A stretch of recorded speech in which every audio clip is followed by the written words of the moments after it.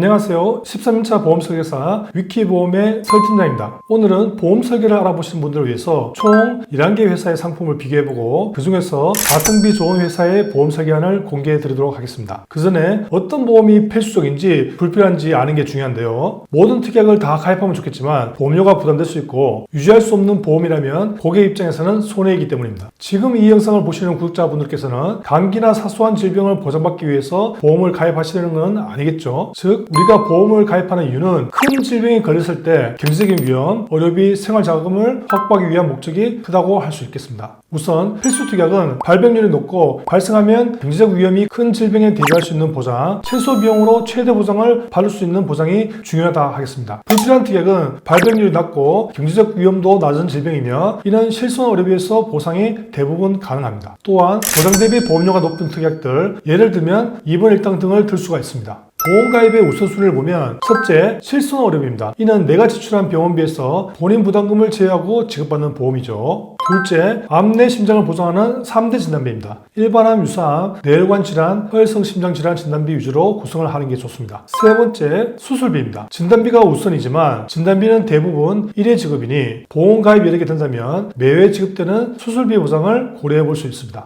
기타 특약으로는 운전을 하시는 경우라면 운전보험을, 위험 직종에 있다면 상해 관련 특약을 고려하시고 질병에 대한 가족력이 있다면 예를 들어 암에 대한 가족력이 있다면 암 보장을 증액 이런 식으로 여력이 있을 때 추가로 검토해 볼 수 있다는 거죠. 실손 의료비는 모두 가지고 있다는 가정하에 오늘은 그 다음 가장 중요한 3대 진단비 암 내 심장 위주로 각 회사별로 보험료를 비교해 드리고요. 그에 맞게 최종 1위 회사를 선택해서 나이에 맞는 설계안을 비교해 보도록 하겠습니다. 꼭 영상 끝까지 시청하시고 집중하셔서 가성비 좋은 보험 설계하시길 당부드립니다. 자, 지금 바로 확인해 보겠습니다.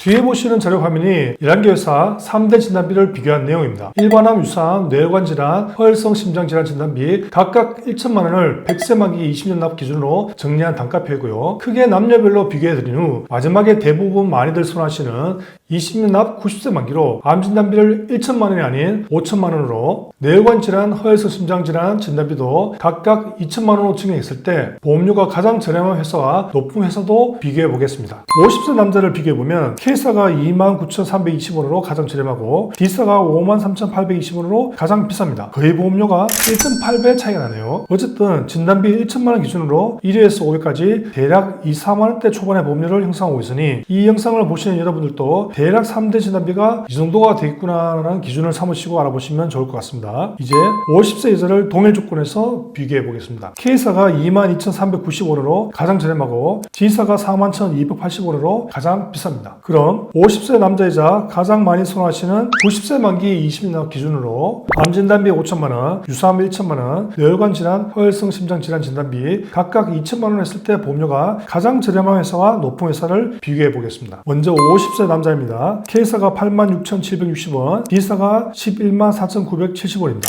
보험료가 28,210원 차이가 나네요. 20년 납 기준 총 240배 납입 보험료를 계산한다면 약 670만원 정도 차이가 납니다. 다음은 50세 여자입니다. K사가 59,670원, D사가 102,570원입니다. 보험료가 42,900원 차이가 나네요. 20년 납 기준 총 240배 납입 보험료를 계산한다면 약 1천만원 정도 차이가 납니다. 엄청난 차이죠.